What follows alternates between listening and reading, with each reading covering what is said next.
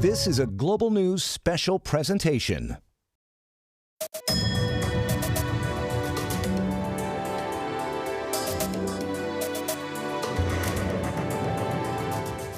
Well, welcome to another Global BC virtual town hall with Provincial Health Officer Dr. Bonnie Henry and Health Minister Adrian Dix joining us from the Legislative Library in Victoria. There have been many changes in the pandemic since our last town hall. Cases have surged in recent weeks and new restrictions have been implemented, leading to many more questions from British Columbians. So for the next hour, we are live here on Global BC, on BC One. You're listening on CKNW as well, and we're also live on Facebook Live. So let's get to those questions. Minister Dix and Dr. Henry.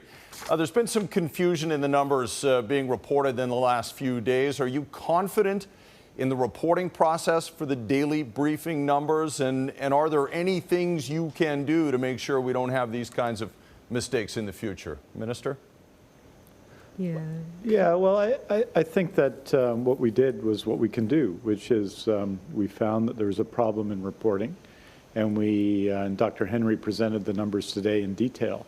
And sometimes you make mistakes and you just correct them quickly and you let people know. I know that a lot of people, particularly people in the media, have been paying a great deal of attention to those numbers and providing them in their own charts and so on. So we want to get them right.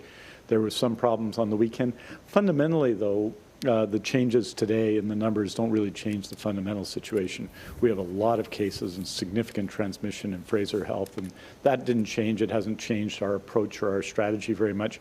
It just meant that yesterday's numbers, which were very high, they were reported at 941, were in fact in the 700 range, and previous days were slightly higher. So what it tells us is that we have a lot of transmission, but sometimes mistakes are made. You just have to correct them and move on. All right, let's get on to the next question, unless Dr. Henry has something she wanted to add to that. Dr. Henry, I'll move the camera over to you.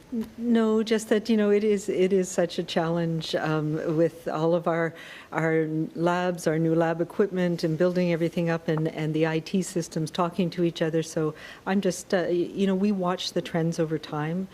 We focus on the 7-day rolling average, which gives us a better idea of how things are going. And, you know, the backstory on the ground of knowing where transmission is happening. So anyway, we found there was a problem when a patch was put into one of the IT systems, and hopefully, you know, we've changed the numbers, we've corrected them. We'll be on the watch for any other challenges that we face. But I mean, as you said, the 7-day average is important, and where it's happening is important. All right, our next question is from Megan, and Megan asks, if drive-through events are allowed to continue under the current restrictions, and she gives an example, the holiday lights events, which do not allow you to exit your vehicle. So those drive-through events, can they still happen? So right now, the answer is no. All of the events under the events order, and there's quite a long list of them, and they're up on the website. Those were things that we had put in place quite some time ago.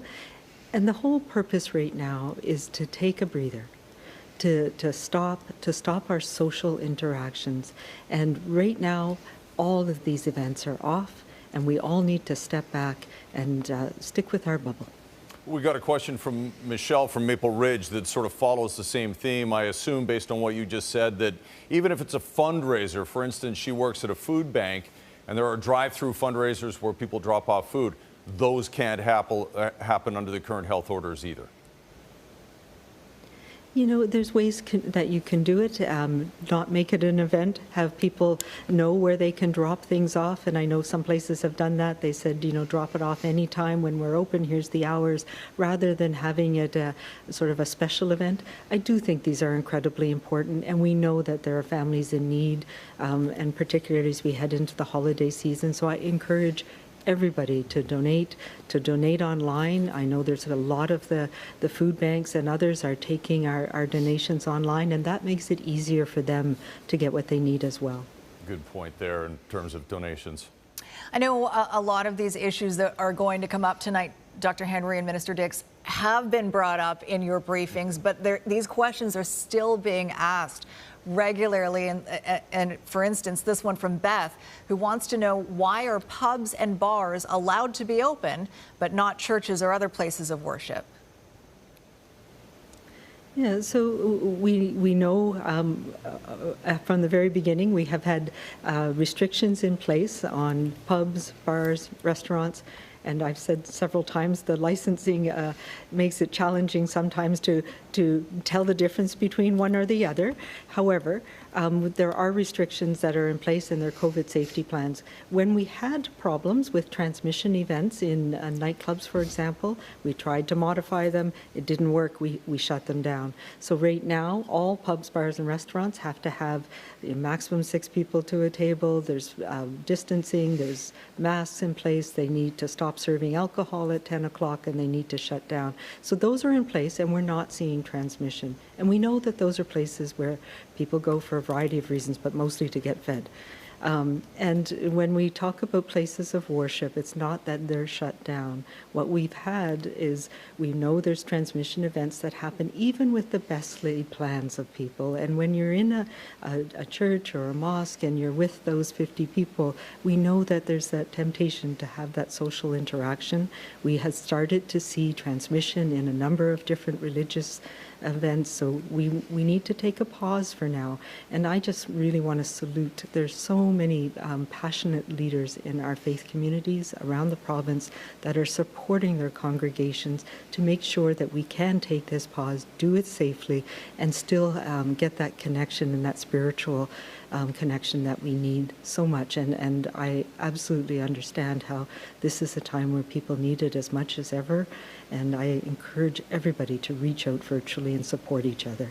Mm-hmm. And you know, in case of churches, it's important to know that it's events, right? Mm-hmm. So it's across all kinds of events, and we list them off, and you can see them on the Ministry of Health, the BC CDC website. That includes everything from artistic events such as puppet shows to theater to churches, and these are events of all kinds that provide a lot of sustenance to people. These are the events that, you know, help us enjoy a better life together. So it's only with the greatest of reason that that these events are being canceled for the next 2 weeks. The church restriction affects me. This week is the first Sunday in Advent, and I would be ordinarily in church like a lot of other people in BC, and I absolutely respect it. And I think what we found from the role of religious leaders in church and gurdwaras and mosques and other religions in BC. And so what we're asking people to do until December 7th is to keep prayer and keep services virtual, to do that now. And I am very impressed with the support, because it's been limited to 50, as you know, for some time. The support we've received from church leaders and church congregations. Mm-hmm. We absolutely understand their role and its essential role. But right now, we just cannot have these events right now. And it's not just church events, because some people, I think, have called me, you know, and I've talked to lots of people on the phone who said, why are you being unfair to religious events? We're not. These are events, period. The only exceptions, of course, are weddings and funerals and baptisms. Those are limited to 10. So there's a little less restriction in church than most other places, but basically the restrictions hold, and they're for a very good reason. Spiritual well-being obviously is very important. So is physical well-being to a lot of people. And a woman named Mariel reached out to us, like a lot of people, I think, looking for ways to stay entertained and get outside, get some activity in. She wanted to know why ski hills are allowed to remain open, but visiting Van Dusen Gardens, as an example, the light display there and other similar events are not possible. What's the plan? What's the clear difference in safety between those two things, and why is one allowed, the other isn't? Yeah, so we know that Van Dusen, that is an event where people were coming, they were spaced out, and they had a great plan, but we've been overtaken by community transmission right now, so all of those events are postponed, at least until December 7th. When we talk about the ski hill, they again have COVID safety plans in place. They have a whole bunch of things that need to be in place to make sure that people can, by themselves, physically exercise at a ski hill. And I know there's some really great plans there as well. I do encourage, from the very beginning, we've said, go outside. Go outside with your family. Go outside with your household. Go for a walk every day. Go for a run. Find those places to get that physical exercise. You know, we need art, we need music, we need physical exercise. Some of those we can do remotely. I really do encourage people to go outside, keep your distance, stay with your household, and we will get through this period of time, and we'll see how we do.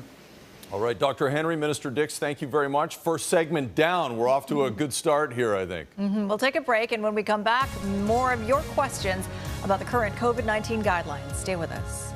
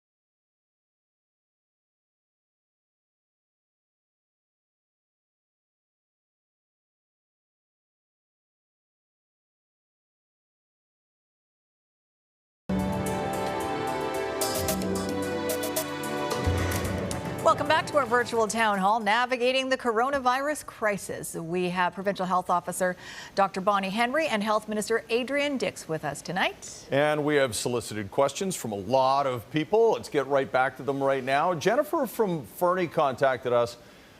She says, we live in a tourist town and we've seen a number of Albertans travel here to stay in vacation homes and make last-minute bookings in the hotels.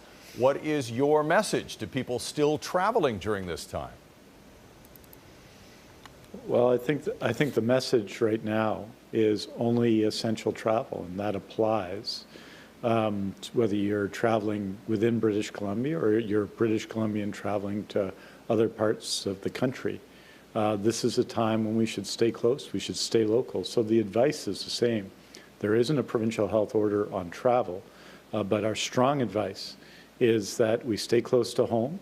If you're going to use outside, hiking or a ski facility, that it be the one closest to you, but that you not do non-essential travel right now, and that applies to people coming here and people going elsewhere.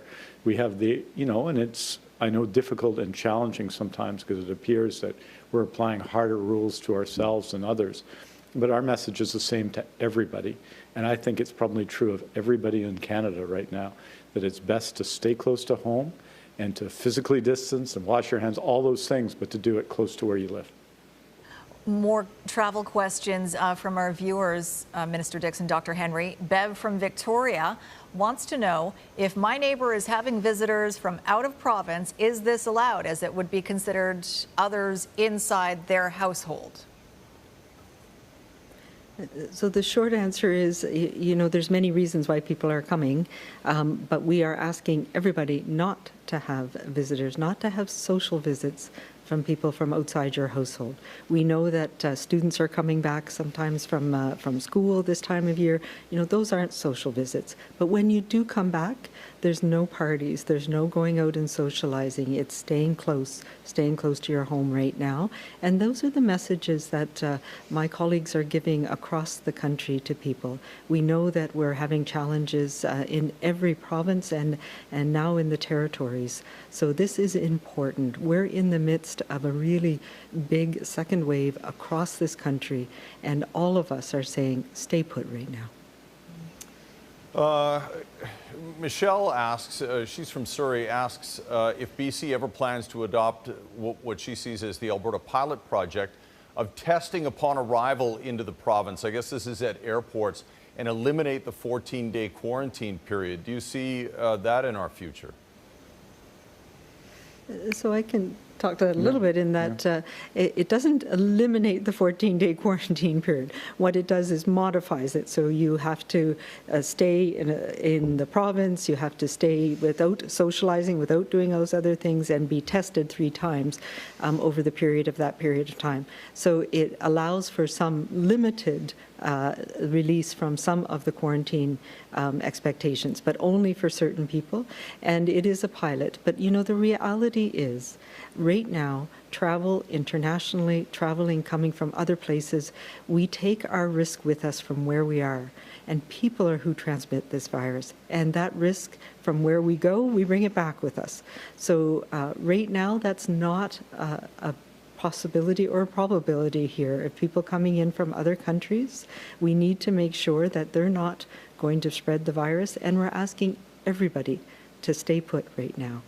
And the 14-day quarantine has been a key part of that. We believe that in BC virtually from March on. We've worked very strongly with the federal government on these questions. We took the lead in terms of supporting people to live through their quarantine way back in April, and I think we're going to continue to do so. And related to that, I think it continues to be the case that our relationship with our American friends has to stay the same for a while, and we continue to expect to see visitors not allowed at the border as well. Those are federal matters, but they're positions that BC has strongly supported. And it's not because we're not supportive of people or not supportive of Americans, or when Canadians return home, we don't want them. It's because we really require that quarantine period. It's essential to continue to do right now, and it's going to continue to be in place for some time. Minister, another question from one of our viewers who asks, how do I report people in violation of the public health orders?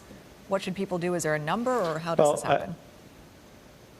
The way to do that is through local bylaw officers, through non-emergency lines that may go to the police, not emergency lines, not 911, but non-emergency lines talking to police on certain issues that may involve businesses. It could involve WorkSafe BC and some numbers there if those apply, if you're a worker, for example, in a business. And in some cases, again, with businesses, it might be your local public health. But if you look on our website, there's an answer to frequently asked questions. Sometimes the number is different in different places. We really encourage people, though, our police do an extraordinary job, but to really use bylaw officers and non-emergency lines and to support those efforts if you feel that's necessary. Okay. All right, we mentioned we're broadcasting on Facebook Live as well. We do have a question that came in from there. Georgia from Vancouver wants to know if we will go back into more of a lockdown like Ontario and Manitoba have done. Do you see that happening based on present trends? You know what?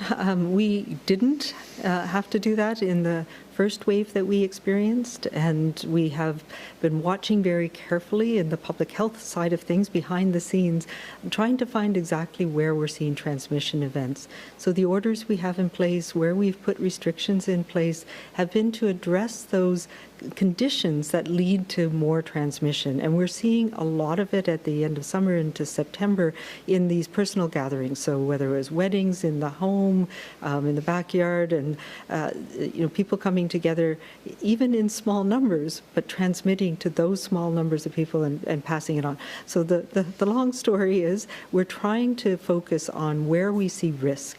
And we know the risk is indoors, when people are together in crowds, when we're socializing, when we're talking loudly, or when we're having those conversations close to people. So those are the environments that we need to stop right now, and we'll be watching very carefully. We're targeting those workplaces and other spaces where we're seeing transmission, and that's how we're going to approach this. What we need to do, we don't believe we can get this virus to zero, given our position in the world geographically, where people are moving back and forth, where we have essential goods and services that come back and forth across our borders. So what we need to do is find that balance again, where public health contact tracing can find people quickly, prevent that ongoing transmission to the next layer, to the next transmission event, and break those chains.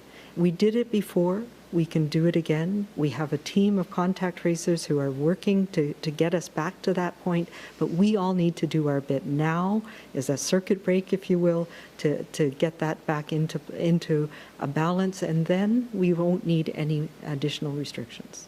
It's hard in our daily lives. It's hard, Chris, and I appreciate it. There's a sort of an infinite number of human activities, and so when a public health order comes in, we want to. I think the interest we've seen from people in the last week or so about the orders and does this work, does that not work, is because they want to comply, and that's a good engagement for us. But we did also learn from the spring. I mean, there are consequences. When you don't have in-class education, there's consequences. When a whole bunch of businesses have to close, there are consequences, and we've seen this in the overdose crisis really throughout the pandemic, in what happens during COVID, during this period of pandemic. So what we're trying to do is learn, and so you see a very different hospital plan now than we saw in the spring, based on what we've learned, and we're continuing to learn more about COVID-19 every day. All right, one more question before we take a break. Christina from North Vancouver wants to know, has BC thought of adopting a color-coded response framework similar to what Ontario has been using so that British Columbians know what restrictions to expect should cases reach certain thresholds? This is like the red zone or red alert or purple or orange or, what have you, things like that. Dr. Henry? Right, the rainbow. Yeah, the short answer is yes, of course. We've been trying to look at, and through the summer when we had lower amounts of cases and we were doing our planning for the fall, we did look at, what indicators could we use. And the challenge that we have is this virus isn't something that spreads in a homogeneous way. It spreads in pockets, in clusters. And that makes it, these are what we call stochastic events. So it makes it much more challenging to know what types of things will make a difference. And we've said from the very beginning in our restart, what we wanted to do was go one way only. And we've run into challenges in that. We were doing pretty well for a while and finding that balance. But then there became apparent there were situations that were leading to ongoing transmission that got us too high up. So now we need to get that back down. And those types of color-coded based on rigid defined numbers are challenges because though it does give some people a sense of what might happen, we actually think we can tailor it much more much more to the actual situation in each different area. So if we look at the Lower Mainland, a lot of it was driven by family clusters, by parties, by people having gatherings. If we look in the north, it's quite different. It's around workplaces, it's around people who have to travel back and forth. So we felt that we couldn't have something that was that rigid, that wouldn't allow us to have some flexibility according to the situations as they arose. But we have a couple of them that we've been looking at, and we may reach a point, particularly once we start having vaccine and we start controlling some of the higher risk areas, we might be able to have more idea of where people to get a better sense of what types of risk situation we're in different parts of the province. It's always evolving. We're always learning something new with this pandemic, aren't we? We were warned to be flexible very early on in this too, weren't we, Dr. Henry? All right, Dr. Bonnie Henry and Adrian Dix with us on our virtual town hall. Many more questions still to come. Lots from parents with children in school coming up on the other side of this break.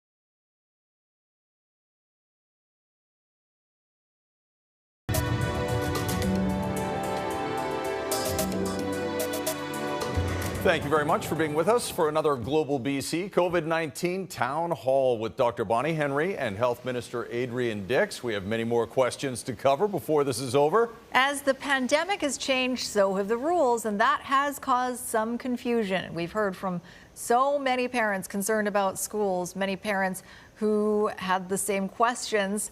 And we've heard this question asked time and time again, but James from Cranbrook is asking it one more time because many parents still want to know, why do we not see the requirement for masks in schools in BC? Dr. Henry?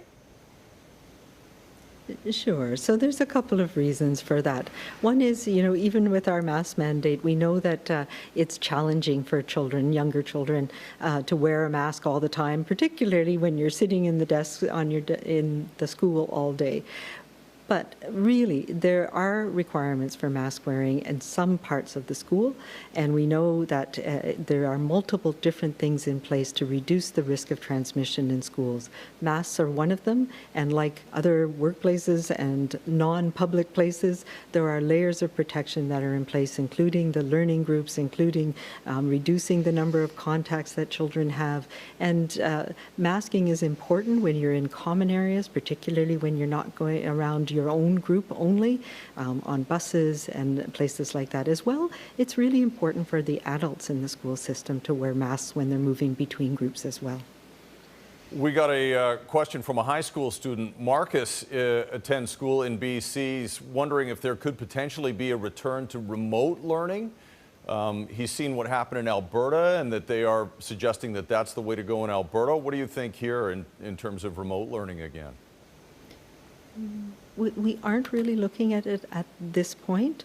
It's part of the whole strategy, and I know in some parts of the province, especially for the older students, there is a hybrid of remote and days on, and each school district has their own way of looking at that. But really, it comes down to what we are seeing in schools is that, yes, there's exposure events. So there's people who may have been in the school during the period where they might be infectious to others, but we're not seeing a lot of transmission. It's not like outbreaks are happening. It's more that what's happening in schools is reflecting what's happening in the community. And that's why it's so important for all of us to decrease the amount of transmission in the community. We heard from parents from across the province, from families, from teachers, that children not being in school had a lot of negative impacts, both on their learning, but also on families, and that families found it very stressful and very hard. So it is a priority for us to make sure that we're in a safe school environment and that children can learn. It's more than just education. The relationships that they have with their peers, with teachers, with educators in the school system is important for emotional growth and for development and for the future. And we know that that is incredibly important, not just for kids, but for the teachers and for our families. So that is a priority in BC. As a parent of a grade 4 student, you know, I'm like a lot of parents, thankful that schools are open, just obviously making sure that the children and their teachers are as safe as possible through the process. Mm-hmm. All right, more school questions for you both. Carrie Ann from Surrey asks, as Fraser South accounts for a high percentage of our cases, what do you say to parents who want schools in that particular region, that community, to reduce class sizes to protect themselves and vulnerable family members? We've heard that from the BCTF as well, this call to reduce class sizes. Well, I think first of all, and I want to say this, that teachers, but also support workers in education and leaders, administrators have really done an exceptional job, as have students and parents, in making this work. And I would say that the really important priority, to reiterate what Dr. Henry just said, is to reduce transmission in the community. We have roughly 700,000 people in our school system. If you count the staff and the students, we have, for example, in our healthcare system, well over 100,000 people working in it. And so you see that community transmission reflected in schools. And I think keeping schools open is an important priority. As a practical matter, I think what schools have done and what COVID-19 action plans have done in schools and COVID-19 plans have done in schools is try and keep things safe. And we've seen relatively little transmission in schools. So we're going to continue to invest in schools. The federal government has put forward some money. The BC government has added significant resources. And where we can, in every case, we try and make it safer. But in Surrey, for example, in Fraser South, we have a very significant and growing population, and we've been building schools like crazy and are going to continue to.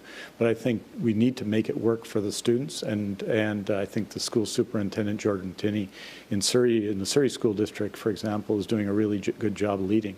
But look, we understand the anxiety. We hear it every day.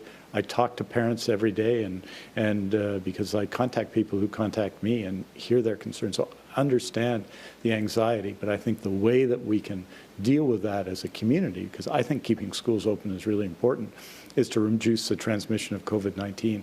And that means no events at home, keeping with your household at home, and especially in these 2 weeks, not spending much time in indoor public spaces, and when you're there, wearing a mask and following the guidance of Dr. Henry. Given the priority to keep schools open, maybe we can already surmise what the answer to this question from Phil will be, but what are the chances that public schools and others will be closing early for the holiday break in December, or possibly extending the break well into January this year? Have you guys discussed that, and what are the chances of that happening? The answer is that we are discussing it, and we're looking, of course, for the advice, as we do on every issues, from public health professionals, but people in education as well. But this has been considered in other jurisdictions, and it's something that is under active consideration in British Columbia. For a number of reasons. And, you know, this has been an anxiety-provoking time for all of us with the uncertainty with what's going on. We also know that there's possibilities of things like vaccine early in the new year. So we are looking at the pros and cons, of which there are myriad for both you know, different models early on and later, and been discussing it with relevant stakeholders, including in education and teachers, and but also families, businesses, and looking at what the options are. All right, our next question comes to us from Facebook Live, and Sue in Kelowna, who is asking, can our kids have an indoor play date with a child who is already in their school cohort? Dr. Henry. Big one. Yeah, the short answer is not right now. We're asking you to stick to your household bubble. So just one bubble, I think, is how they put it in some of the Fraser Health work. So, you know, we have work, we have school. Sometimes we've had those, we've not taken the precautions in our workplace, for example, with close people, that we're a small group. We have social bubbles sometimes. We have team bubbles if we play sports. Right now, we need to pull it back to focusing on our work and making sure we're doing that safely. And going to school and following the rules in school, wearing masks when we need to, and then our household bubble. So right now, we don't want play dates. We don't want us going out and having gatherings with friends and social gatherings. I'll just say this as an example, although this is not a school setting, but Chris and I see each other at work every day. You know, we're sitting very far apart, but we do see each other every day. But on the weekends, we don't have play dates with each other. No play dates. So we're in our work bubble. That's a very good one. But we don't socialize on the weekend, which is sad for us. It is sad. One day we'll do it again. Not yet, anyway. I look forward to that day again. And yeah, we're going to take another break. When we come back, many of you are very concerned about seniors in care homes, rightfully, of course. Those questions and much more coming up in our special town hall.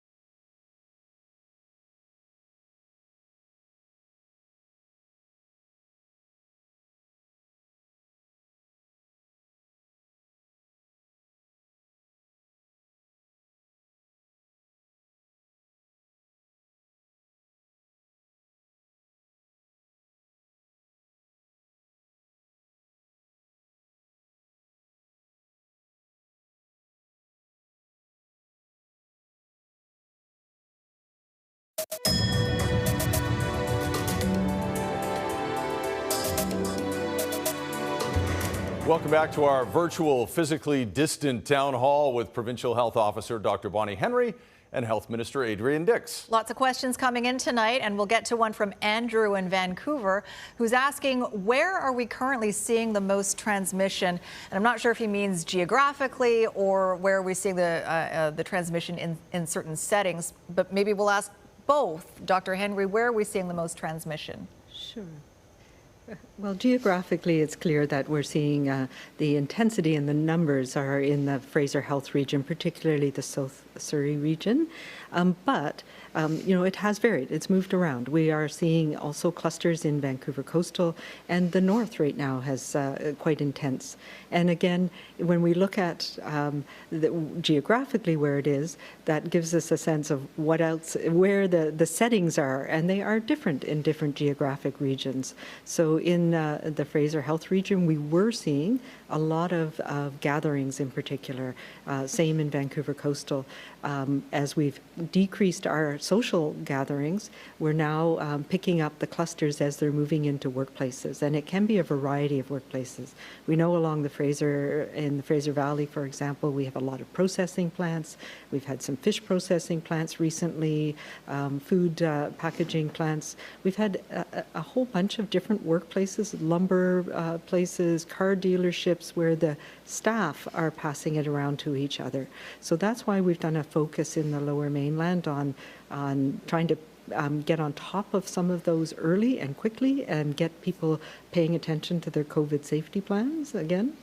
In the interior, in the north, we see quite a lot of movement back and forth for work in some of the large industrial sites, and we've had some large outbreaks related to those.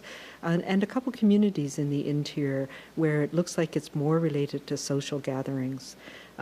So it fluctuates and it varies quite a bit.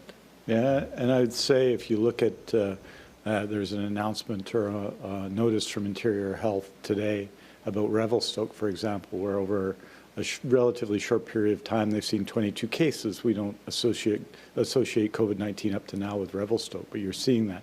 And what that tells us is that it's everywhere, in every community, and that's why the orders, some of the orders that were regional orders a couple of weeks ago are now provincial orders. But I mean, the one place that I look at every day, and I know Dr. Henry does as well, is long-term care, obviously.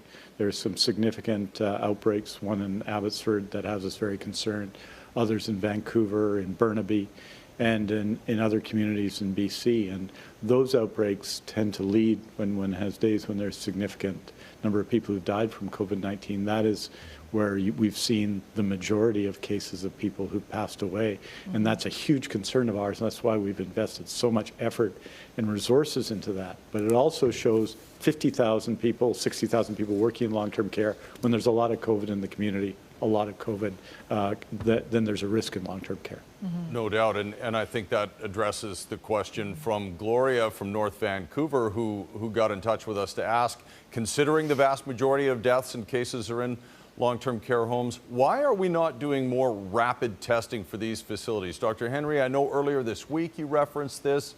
There's been a lot of chatter about those rapid tests. Maybe go over it again and explain why that's not a tactic that we're willing to employ yet. Yeah.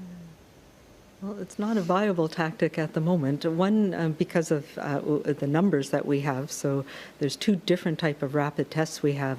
One takes about 20 minutes per test. So if you can think of having to do that every day on your into work, and it has to be, it's a nasopharyngeal swab, so it needs to go into the back of the nose, and you need a healthcare worker to do that. So it's just not a practical thing at the moment. And the tests are, both the types of tests that we have are only licensed for people who have symptoms, because that's how they've been tested, and they're not validated, and they don't necessarily work that well in people who don't have symptoms. Having said that, I do feel there's a really important role for them in helping us manage and detect outbreaks. So when there is people with symptoms, we can find out right away if it's COVID or not. And that's the strategy we'll be looking at. So, for the Abbott ID, the one with the tests, that we only have about 27,000 tests for the entire province, and that's not even enough to test every healthcare worker. It's about half the healthcare workers in long-term care once. So we are modifying our testing strategy, and I am hopeful as more of these rapid tests become validated, we'll have ones that are more useful, that do an anterior swab instead of the nasopharyngeal swab, so you can actually do it yourself, or we can modify them to do the spit and gargle one. I think it absolutely would be a strategy for the future if we can. Okay, the next question is from Janice, and it's for Minister Dix. Janice wants to know, Minister, if the ICUs become full, at what point will the ministry decide to suspend elective surgeries again? Well, you know, we did that in March, and it was a very difficult decision at that time in March and April, and then we relaunched the surgical plan in May. And over the last 2 months, we've done more surgeries than really any other year, I think, than any other year in BC, and that's a real tribute to everyone in healthcare. Obviously, the more people that are in our hospitals, the more pressure there is in those hospitals, and we have particular situations right now in Burnaby and Lions Gate. I don't think you'll see a repetition of doing no more non-essential scheduled surgeries, sometimes called elective surgeries. I don't see you'll see that option. The big challenge isn't the beds. We have a very significant number of critical care beds, and we've got about a 56% occupancy right now, partly because we don't have that much flu around. And we've got about a 72% occupancy, if you can think of that, in all of our beds, both our base beds and our surge beds that we've put in place. But there is pressure on staff when there's a lot of COVID-19. And you need doctors, you need nurses, you need health sciences professionals, you need healthcare workers. So that may put a pressure on the numbers. So you may see us, if it gets worse, reduce the number of surgeries we're doing to take pressure off the ICU, but we're not going to see a repetition because we learned from what happened in the spring. Doug from West Vancouver got in touch with us and expresses, I think if I read into it, a little bit of frustration. He says, we've been at this for months now. Do you think it's time to put in more concrete rules and restrictions instead of suggestions and recommendations? Those are his words, but when you hear that, what's your response? You know, it is, I think I made the analogy of an Ironman the other day, but you know, we are learning. It's changing, it's different, and we're putting in rules where we need rules, and you saw that this week. And we are on this road for a while longer, but there's no other road to take. This is our road. And so we need to find a way to get through it. Right now, we've put in some stronger restrictions, but we do have a light at the end of that tunnel, so it will change. It will change again as we learn. It'll change again once we start having vaccine available. So, you know, those are the things that we need to look for. We are on this road for another 6 months to a year. So we all need to take a deep breath and be okay today. We remind ourselves about getting through today and finding that bit of joy every day. All right, speaking of joy, the holidays are coming up, and when we come back, many questions about how people can plan for the holidays. Stay with us.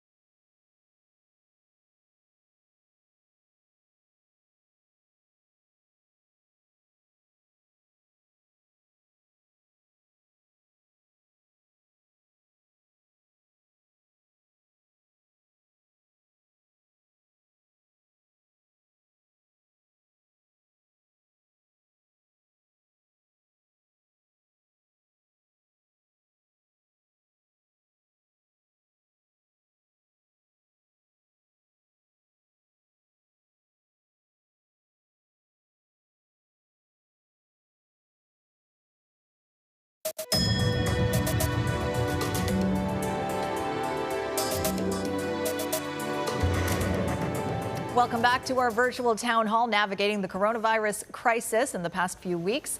Have many of us concerned and wondering about the holiday season and what that might look like. It might look a lot different than we're used to, I'm sure. Patty asks, do you have any predictions at this point about what Christmas might be like in terms of family gatherings? Right now, we know there are some pretty serious restrictions on it, but is that going to improve? What's your best guess?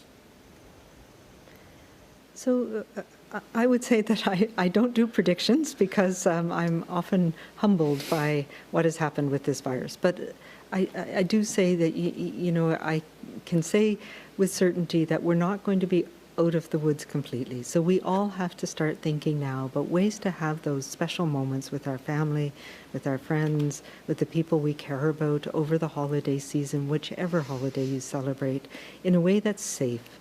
And safe for our elders and safe for those we care most about.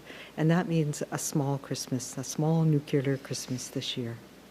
And I think, though, it can be a good Christmas this year. I think some of the things we aren't going to be able to do, there aren't going to be the holiday parties that involve drinking, and that's maybe not such a bad thing sometimes. And but I think we can celebrate and we can find ways to use our imagination with the restrictions on social gathering in place to really recognize Christmas and have a Christmas that we're going to remember for a long time, because it won't be like all the others.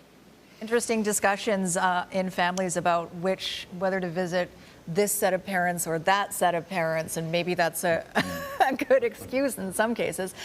Just very quickly, though, what about university? You might want to address that, but what about university students who are returning home for the holidays, or should they return home for the holidays?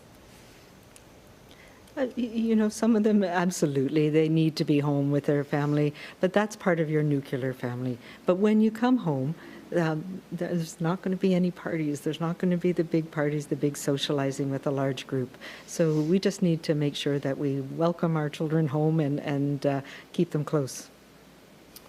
Is there a sort of a clearinghouse where there's a lot of questions we're not going to get to, and we've only got about 2.5 minutes left? A lot of questions related to sports, hockey in particular, all of those sorts of things. Before we let you go, what's the best resource for people, aside from us, providing this on a daily basis to them, but what's the best resource for them to get the answers they need? I think a great place is the BC CDC website, the BC Centre for Disease Control, which is a good website to go to get all of information about orders and advice. And everything's there, including our dashboard, which gives you information about COVID-19. The Ministry of Health website, the Public Health Agency of Canada, has a lot of good information as well. And all of those have links to references you can have to get even more in-depth information, so you'll see that on there. So I really suggest people go there, and they'll get lots of information as well. Last question might be the most important. And it's from Tony on Facebook Live, Tony in Chilliwack, and he wants to know, how are you two doing personally now, however many months into this we are? Dr. Henry? Oh dear. I'm still not sleeping much, and my anxiety has gone up again. But you know what? We're all in this together, and I do believe that. I know we've had our challenges, and it's really hard right now, but we will get through this. This is not forever. And I still believe that people in BC are getting through this by being kind to each other, by being compassionate, by caring, and that is what will make us all survive this incredible and uncharted year. And as a bit of an introvert, you know, I'm somewhat better attuned, I think, to dealing with COVID-19. But last night and every night at the end of the night, I call some regular people who are dealing with this. Last night I talked to 4 people working at Burnaby Hospital, and they had tremendous anxiety. It's tough there at Burnaby Hospital. They had a fire, as you know, and a serious outbreak of COVID-19. And you know what? They were all filled with anxiety, and they were concerned, and I heard them. But they also all went into work today. I'm so proud of them and of their courage. They're amazing people. Big thank you to our healthcare workers. For sure. Those connections are important. Thank you both for your time this evening and answering a number of questions from our viewers. Minister Dix, Bonnie Henry, thank you very much. Dr. Bonnie Henry, and thank you for watching. Thank you also to our viewers for sending us those questions. I'm sure we will do another town hall down the road as this pandemic continues. Have a good night, everyone.